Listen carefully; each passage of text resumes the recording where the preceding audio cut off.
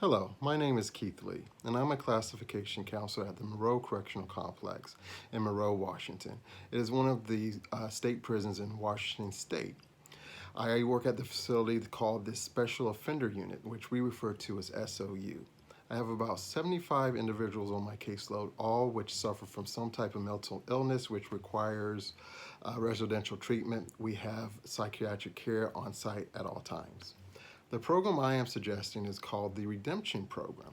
It is an offender change program. It focuses on anger management, time management, behavior change, restoring community support, and coping with stress. A lot of the things that I work with them on is for release planning and different things to help them once they release to be prepared to go back out into society. One of the important things about Offenders Change Program is it gives them skills which they may have been lacking before they entered the system.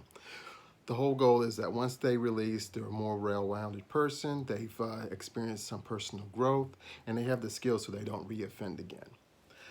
So redemption was actually designed by incarcerated individuals for incarcerated individuals. So I will have a co-facilitator, a code lead, who will be an incarcerated individual.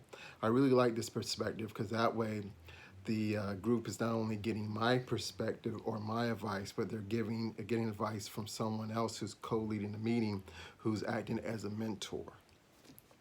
The group will be held in one of our activity rooms. We have 4 on our unit. Because of the coronavirus 2019, we are limiting the amount of people in each room. So I'm gonna have to restrict the group to only 12 members. We'll also have to pay close attention to how the room is set up.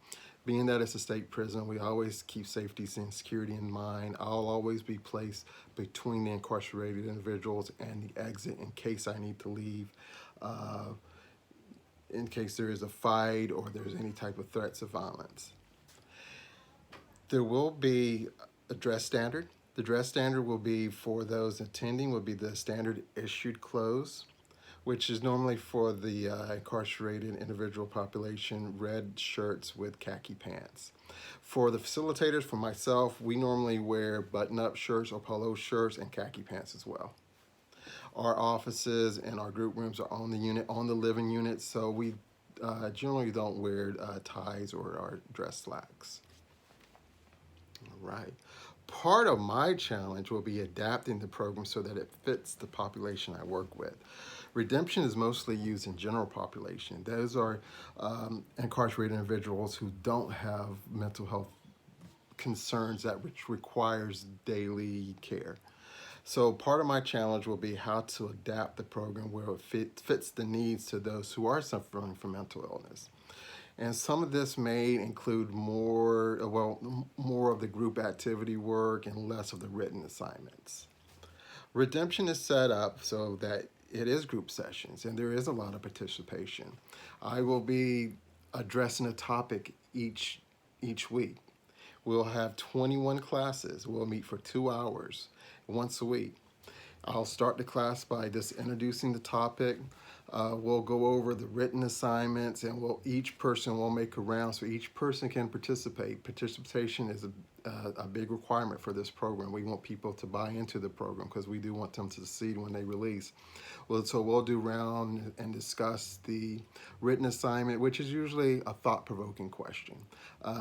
What is something you saw inspiring on TV this week? What's an inspiring commercial you saw would be an example, and each person would go around and explain why that was so inspiring to them. Something else that we'll do too is break people up into smaller groups like dyads or triads, because we do have some offenders who are intimidated by the other incarcerated individuals. Offenders and incarcerated individuals are actually interchangeable terms.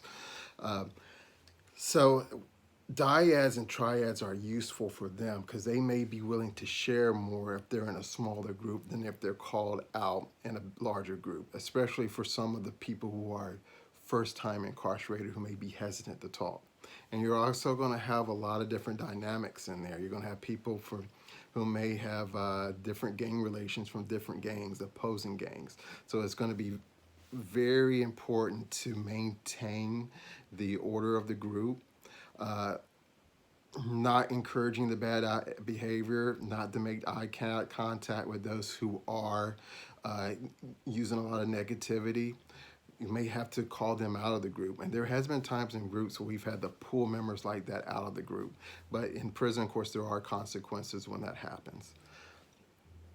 We never want to see that happen, though, because we want people participating. We want them attending those groups so they can earn those skills. I think one of the advantages for me is that I know the population. I've been there with Washington State for 7 years, at the prison for 6 years. So I've worked with around a lot of these guys and have a rapport with them. And I work with them on the release planning. I'm there. I work on funeral packets. If they lose a family member and they have to go out to and if they're able to go out to the funeral, I'm the person that they talk to about a lot of those type of things. So they're more likely to open up to me than what they will a correctional officer or even some of the other incarcerated individuals.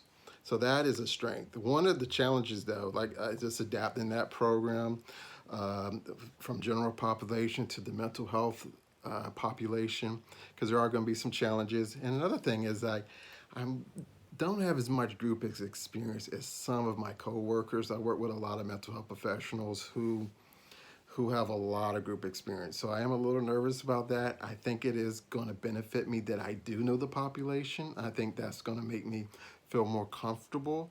And it's also, it's going to build a little more confidence in me. And the more I do the groups, I think the better I'll do. The more I talk, the more I stand up in front of people, the more comfortable I get. I'm hoping I can actually introduce this to populations maybe I'm not as familiar with and visit some of the other facilities. So that is really the basics of everything. In closing, I would like to say I'm looking forward to facilitating the program. I do believe it's a great program.